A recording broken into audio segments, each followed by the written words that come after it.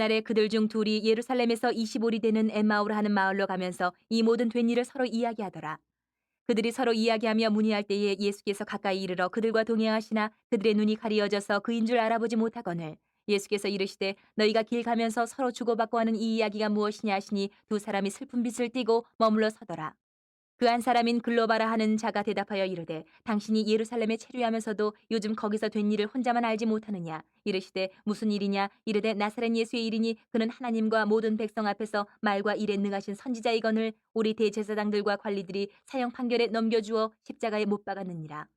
우리는 이 사람이 이스라엘을 속량할 자라고 바랐노라. 이뿐 아니라 이 일이 일어난 지가 사흘째요. 또한 우리 중에 어떤 여자들이 우리로 놀라게 하였으니 이는 그들이 새벽에 무덤에 갔다가 그의 시체는 보지 못하고 와서 그가 살아나셨다 하는 천사들의 나타남을 보았다 함이라. 또 우리와 함께한 자 중에 두어 사람이 무덤에 가 과연 여자들이 말한 바와 같음을 보았으나 예수는 보지 못하였느니라 하거늘 이르시되 미련하고 선지자들이 말한 모든 것을 마음에 더디 믿는 자들이여 그리스도가 이런 고난을 받고 자기의 영광에 들어가야 할 것이 아니냐 하시고 이에 모세와 모든 선지자의 글로 시작하여 모든 성경에 쓴 바 자기에 관한 것을 자세히 설명하시니라. 그들이 가는 마을에 가까이 가매 예수는 더 가려하는 것 같이 하시니 그들이 강권하여 이르되 우리와 함께 유하사이다. 때가 저물어 가고 날이 이미 기울었나이다 하니 이에 그들과 함께 유하러 들어가시니라. 그들과 함께 음식 잡수실 때에 떡을 가지사 축사하시고 떼어 그들에게 주시니 그들의 눈이 밝아져 그인 줄 알아보더니 예수는 그들에게 보이지 아니하시는지라. 그들이 서로 말하되 길에서 우리에게 말씀하시고 우리에게 성경을 풀어주실 때에 우리 속에서 마음이 뜨겁지 아니하더냐 하고 곧 그때로 일어나 예루살렘에 돌아가 보니 11 제자 및 그들과 함께한 자들이 모여 있어 말하기를 주께서 과연 살아나시고 시몬에게 보이셨다 하는지라. 두 사람도 길에서 된 일과 예수께서 떡을 떼심으로 자기들에게 알려주신 것을 말하더라. 부활절 새벽입니다. 기쁨으로 이 날을 우리가 맞이하면 좋겠습니다. 사도 바울은 고린도전서 15장에 보면 이렇게 말한 적이 있어요. 부활이 없다면 우리 신앙도 우리 수고도 아무것도 아니다 라고 이렇게 말을 했어요. 참 엄청난 말이고 단호한 말씀이에요. 부활이 없으면 우리 신앙, 우리 수고 아무것도 아니다 라는 거죠. 그만큼 이 부활이라는 사건은 부활은요 기독교 신앙을 가진 우리에게 신앙의 핵심이고 힘입니다.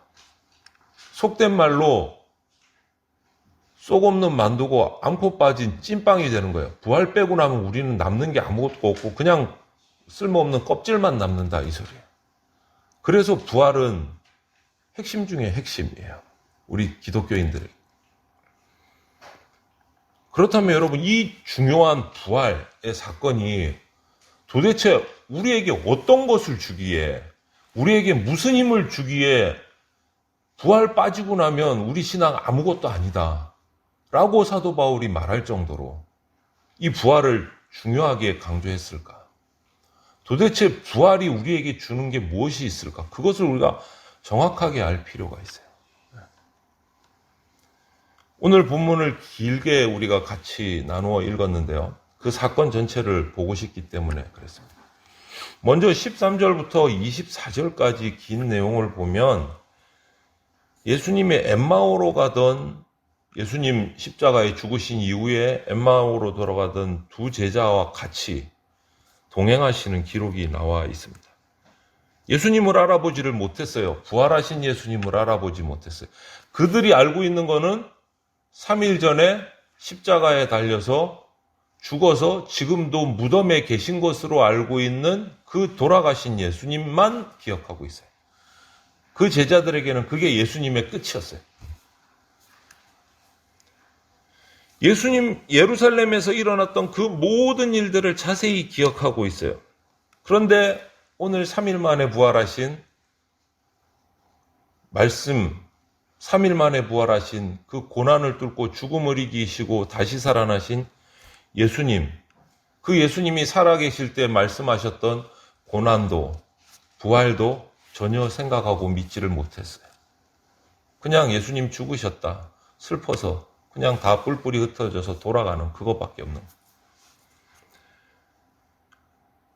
예수님의 십자가, 예수님의 부활, 이것이 유대인들과 모든 인류를 구속하는 사건이라고 그렇게 가르치셨음에도 불구하고 전혀 믿지 못했어요. 구원을 알지 못하는 거예요. 예수님이 일어나신 구원을 모르는 상태인 거예요. 그러다 보니까 실망하고 슬퍼하고 괴로워하고 결과가 그거예요. 예수님의 부활을 알지 못하니까, 예수님의 부활을 믿지 못하니까 그들에게 나온 거는 실망이고 슬픔이고 근심이고 걱정이고. 엠마오로 이런 모습으로 가는 두 제자, 그 예수님의 십자가를 그들은 어떻게 바라봤습니까? 예수님이 실패하셨다. 끝났다. 십자가를 실패로 봤어요. 예수님의 부활을 모르니까. 끝이다. 여러분, 이 엠마오 두 제자의 모습을 보면서 나의 모습을 살펴보면 좋겠어요. 내가 부활을 모른다면, 내게 예수님의 부활이 없다면 어떻게 될까? 평생을 주님 앞에 나와서 예배드린다고 하고 있는데, 그런 내가 부활을 모른다면, 부활을 믿지 못하고 부활이 나에게 없다면 나는 뭘까? 한번 생각해 볼 필요가 있어요. 부활이 없으면 예수님의 죽음은 실패입니다. 그 예수님을 믿는 우리는 영향가 없는 거예요. 실패하신 예수님을 믿고 있는 거예요. 그러면 나도 실패인 거예요. 나도 실패인 거예요. 만약 반대로 부활이 있다면, 정말 부활이 있는 것이 나에게 믿어진다면, 그 부활하신 예수님의 그 십자가는 실패가 아니고 승리고 생명이고 은혜고 기적인 거예요. 그 예수님을 믿는 나는 똑같이 부활의 능력과 기쁨과 승리를 맛볼 수 있는 사람이 되는 거예요. 여러분, 하늘의 능력은 거룩한 하나님의 지혜에서 와요. 그렇기 때문에 예수님의 죽음의 의미, 부활의 영광, 그 예수님을 통해서, 부활하신 예수님을 통해서 몸된 교회에게 주어지는 약속, 철저하게 알아야 됩니다.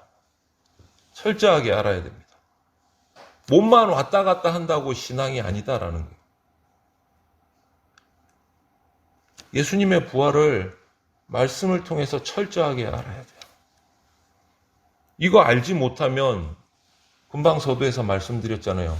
엠마오로 가는 두 제자처럼 그냥 실패고 그냥 슬픔이고 그냥 낙심인 거예요. 무력해지는 거예요. 알지 못하면. 요즘에 이단들이 참 많잖아요. 많은데 이 이단 세력에 잘 빠지는 사람들이 누굴 것 같아요? 말씀을 잘 알지 못하는 그리스도인들이 빠져요. 말씀을 잘 알지 못하는 그리스도인들이. 대충 아는 분들. 그냥 자기 기준으로 성경을 이해하시는 분들. 목사님이 그렇게 목이 터져라고 외치고 성경 공부를 가르쳐도 참석 안 하고 있다가 대충 알고 있는 그 지식 때문에 이단이 그거 아니고 이거야 그러면 혹해서 빠져간단 말이에요.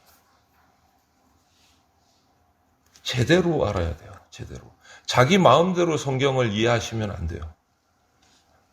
자기 좋은 대로 해석하시면 안 돼요. 이 성경은 내 마음에 안 드니까 빼고 몰라도 되고, 이 성경은 나한테 쏙 들어오니까 요거는 달달달 외워야 되고, 그러면 넘어간다는 거예요. 그러면. 나에게 약이 되든 나에게 벌이 되든 말씀 전체를 제대로 알려고 노력을 해야 된다. 여러분, 부활은 예수님의 십자가 죽음을 바로 보게 하는 사건이에요. 부활은 십자가를 알 수 있게 하는 힘이 있어요.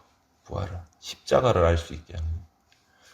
부활을 모르면 십자가를 알 수가 없어요. 여러분, 십자가를 알 수가 없어요. 부활을 알아야 십자가의 죽음을 바르게 알고 거기서 어떤 능력이 나오는지 어떤 일들이 일어나는지 알 수 있는 거예요. 부활은 십자가를 알게 하는 힘이 있어요. 여러분, 예수 그리스도의 부활을 잊지 마십시오. 예수 그리스도의 부활이 십자가를 알게 하고 십자가를 통해서 생명을 보게 해요. 두 번째는 25절부터 32절을 보면 부활을 알면 성경을 알 수 있어요. 부활을 알면 성경을 알 수 있어요. 이 두 엠마오로 가는 두 제자들은 고난과 영광에 대해서 말씀을 제대로 믿지를 못했습니다. 왜 고난 당하셨는지, 왜 영광스러운지 그거를 수없이 들었는데도 믿지를 못했어요. 그냥 예수님이 고난 당하다가 핍박 당하다가 죽으셨더라. 그게 끝이. 그 고난에 어떤 의미가 있는지를 몰랐어요. 그 고난이 어떻게 영광스러운지를 몰랐어요. 왜 그렇습니까? 부활을 몰랐으니까. 부활을 몰랐으니까. 그 제자들에게 같이 걸어가시면서 성경 말씀에 쓰인 말씀으로 자세하게 설명을 해줬어요. 예수님께서. 그러면서 그들이 스스로 뭐라고 말합니까, 오늘? 예수님이 우리에게 말씀을 풀어주실 때 마음이 뜨거워지지 않냐? 너 안 그랬어? 나는 뜨거워지던데? 나도 그랬어. 그리고 그 제자들과 함께 숙박하시면서 식사하시고 축사하시고 떡을 떼어주시고 이게 바로 성찬식이에요, 여러분. 이게 바로 성찬식이에요. 떡을 떼어주시고 그 말씀을 기억하게 하시고 그분이 바로 부활하신 예수님이라는 것을 깨닫게 해주셨어요. 그때 드디어 예수님이 살아나셨다. 살아나신 예수님을 그때서야 발견한 거예요. 지금까지 열심히 길을 오면서 같이 왔는데도 그분이 살아나신 예수님인 줄 몰랐대요.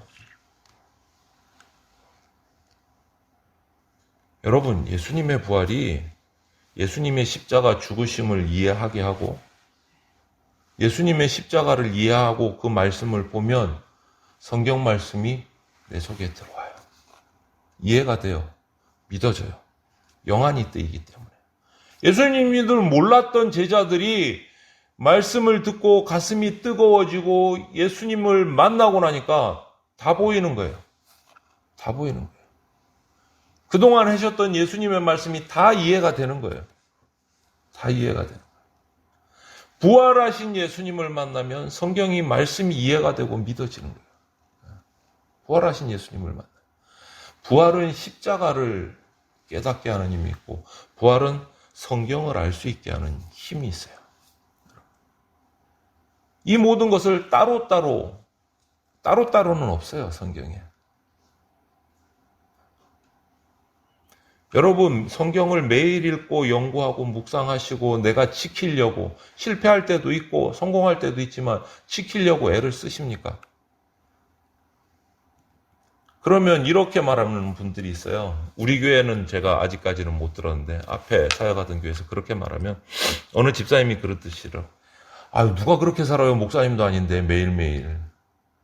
못할 때도 있고 그런 거지. 좀 회의적으로 반응을 하시는 거예요. 먹고 살기 바빠서 매일 성경 읽는 거 불가능하다. 이렇게 말하기는 차마 미안하고 목사님 앞에서 누가 그렇게 살 수 있어요? 못 살지. 본인이 그렇게 못 사니까 다른 사람도 다 그렇게 못 산다고 생각하는 거예요. 날마다 매일 성경 읽고 묵상하고 치열하게 순종하려고 살아가는 분들 많이 계세요. 그리스도인들 가운데. 여러분, 우리가 매일 성경을 묵상하고 읽을 때 두 가지가 필요해요. 두 가지 관점. 성경을 읽으실 때 성경의 중심은 예수 그리스도다. 이것을 생각하고 성경을 읽기 시작하셔야 돼요. 성경의 중심은 예수 그리스도다. 딴 생각하고 읽으시면 안 돼요. 성경의 중심은 예수 그리스도다. 내가 오늘 이 말씀을 읽으면 예수님이 어떤 분이신지 발견할 수 있다. 예수님이 무슨 일을 하셨는지 발견할 수 있다. 예수님이 어떤 성품을 가지셨는지 발견할 수 있다. 이 관점으로 성경을 읽으셔야 돼요. 성경의 중심은 예수 그리스도다. 그분을 설명하고 그분의 일을 이야기하고 그분으로 말미암아 어떤 일이 일어나는지를 이야기하는 것이 성경이에요. 그 관점으로 성경을 읽으셔야 돼요. 또 두 번째는 성경을 읽을 때 내가 잘 이 말씀을 이해할 수 있도록 내 지식이 아닌 성령님께서 나를 도와주셔야 한다. 기도하면서 읽으셔야 돼요. 내 지식으로 내 경험으로 성경을 풀이하려고 하시면 안 돼요. 성령님 도와주십시오. 내가 성경을 이해할 수 있게 해주십시오. 기도하시면서 성경을 보셔야 돼요. 여러분, 예수님의 죽으심, 부활, 이것으로 성경을 보십시오. 성경에서는 예수님을 이야기합니다. 예수님의 부활을 이야기합니다. 부활을 통해서 십자가가 무엇인지, 예수님이 성경을 어떻게 이해하셨는지를 볼 수가 있게 돼요, 여러분. 부활은 성경을 알 수 있게 하는 힘이 우리에게 있습니다. 항상 예수님의 부활을 기억하시기를 바랍니다. 마지막으로 한 가지 더, 부활을 알면 내게 주신 사명을 알 수 있습니다. 그런 힘이 부활의 사건에 있어요. 33절부터 35절을 보면 예수님의 부활의 모습을 발견한 제자들이 고향 엠마오로 돌아가다가 갑자기 스톱! 뒤로 돌아 해서 어디로 갑니까? 자신들이 도망쳐 나왔던 예루살렘으로 다시 가기 시작합니다. 그 자리에서 예수님을 만나고 부활하신 예수님을 영접한 이후에 바로 뒤로 돌아 해서 왔던 그 예루살렘으로 다시 돌아갑니다. 다시 돌아가요. 날이 이미 저물었어요. 근데 왜 돌아가요, 여러분? 왜 돌아가는 겁니까? 도망치듯이 나왔던 그 예루살렘으로 다시 돌아가는 이유가 뭐예요? 부활하신 예수님을 알리려고, 전하려고 돌아가요. 예루살렘에 누가 있습니까? 사도들, 11사도들이 있고 그들과 함께 모여 있어서 주님의 부활을 또 시몬에게 보여주신 것에 대해서 사람들이 막 모여서 이야기하고 있어요. 자기들보다 먼저 예수님의 부활을 깨달은 본자들이. 두 제자들도 거기에 가서 우리도 예수님을 만났다. 우리도 예수님을 만났다. 그거 전하고 싶어서. 여러분, 예수님의 부활은 그냥 예수님 혼자서 성경책에서 하나님이 그냥 말씀하시는 게 아니에요. 수많은 증인들이 있어요. 그 당시에 부활하신 예수님을 직접 만난 증인들이 있단 말이에요. 그 현장을 본 증인들이 있어요. 역사적인 사실이에요, 여러분. 역사적인 사실이에요.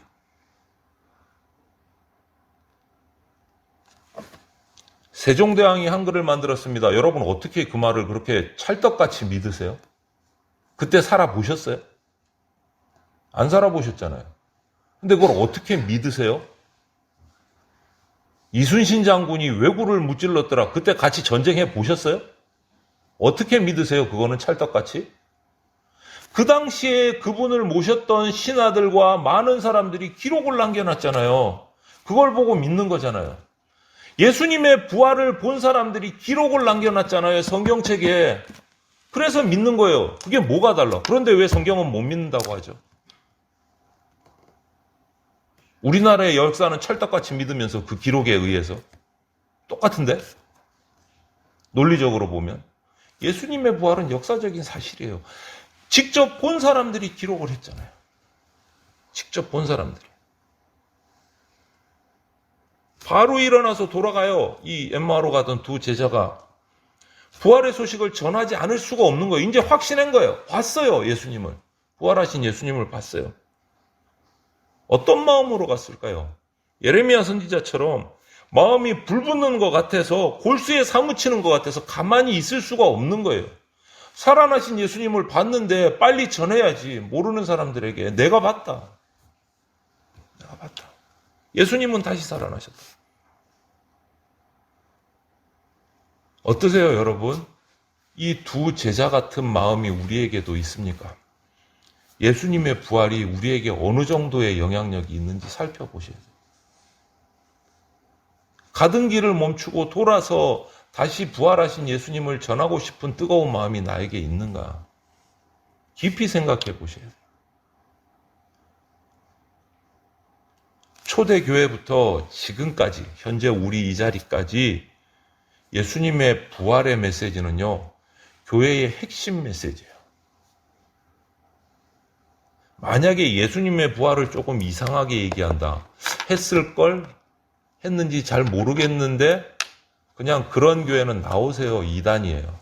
딴 거 보고 뭐 생각할 것도 없어요. 그냥 나오셔야 돼요. 그 사람들의 말을 대화를 하지 마세요. 예수님의 부활을 확실 없이 얘기하는 사람에게. 그거는 잘못된 거예요. 왜? 교회의 가장 핵심 메시지는 뭐냐? 예수님의 십자가 부활이에요. 이거를 확신하지 않고 말씀을 똑바로 믿는다? 거짓말이에요. 거짓말이에요. 서두에 말씀드렸죠? 예수님의 부활 사건을 빼면 우리에게 남는 게 하나도 없어요. 그런데 부활을 이상하게 얘기한다? 그거는 교회가 아니에요. 예수님의 부활이 모든 성경 말씀이 진리라는 것을 증명하는 사건이에요. 예수님의 부활 사건을 빼고 나면 성경은 진리가 될 수가 없어요. 거짓말 투성이의 책이 돼요. 부활을 빼고 나면. 부활이 아니라고 말하면 성경은 거짓말이 너무 많아져. 말도 안 되는 소리가 너무 많아져. 예수님의 부활을 빼고 나면. 여러분, 그렇기 때문에 예수님의 부활은 그리스도인의 승리고 그리스도의 소망의 근거가 되는 거예요. 부활이. 그 부활이 지금 나를 어떻게 이끌어가는가 날마다 살피셔야 돼요. 고난당하시고 우리를 위해서 죽음을 이기신 예수님이 지금 이 시간에도 살아계셔서 우리하고 함께 계시는 겁니다. 그렇기 때문에 우리가 부활을 믿고 그 부활을 믿기에 확신을 가지고 담대하게 부활하신 예수님을 전해야 되는 거예요. 종종 우리가 교회 공동체에서 생활하다 보면 그렇잖아요. 같이 은사 받은 대로 헌신합시다. 사명을 감당합시다. 뭐 전도도 하고 교회 헌신도 하고 뭐 교사나 직분자나 여러 헌신의 자리가 있는데 그럴 때 힘내고 격려하세요. 저는 깜짝 놀란 게 어떤 큰 교회들은 상급이 있습니다. 상급. 상이 나쁘지는 않아요. 그런데 좀 과한 분들이 있더라고. 뭐 자동차 한 대를 걸고 교회가 얼마나 재정이 많은지는 모르겠는데 사명의 본질, 사명의 원동력을 잘못 이해한 결과예요. 그거는. 우리가 받을 상급은 하늘에서 받는 거지 이 땅에서 그 상급에 눈이 어두워서 전도하고 헌신하는 게 아니다라는 거예요. 격려하기 위한 선물은 있을 수 있지만 잘했으니까 상 줄게. 이거는 교회에서 잘못된 거예요.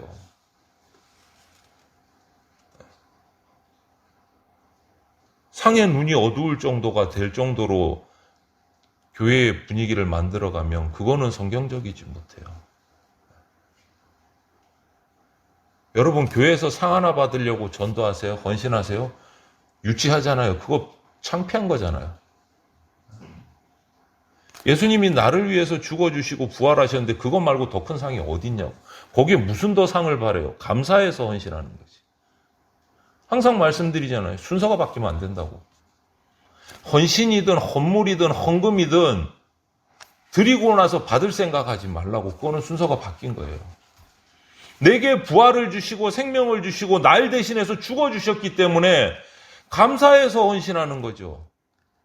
순서가 바뀌면 안 된다는 거예요. 그러면 사명이 아닌 거예요. 사명이 아닌 거예요. 장사예요, 장사. 줬으니까 받고 받았으니까 줘야 되고. 그거 우스운 얘기지 않습니까? 우리는 십자가를 알고 부활을 알면 내게 주신 사명을 알게 돼요. 사명은 계산기로 두들기는 주고받는 게 아니에요. 사명. 가라고 했어요, 예수님이 두 제자에게? 아니잖아요. 예수님을 만나고 부활하신 예수님을 발견하고 나니까 자동으로 달려가게 되는 거예요.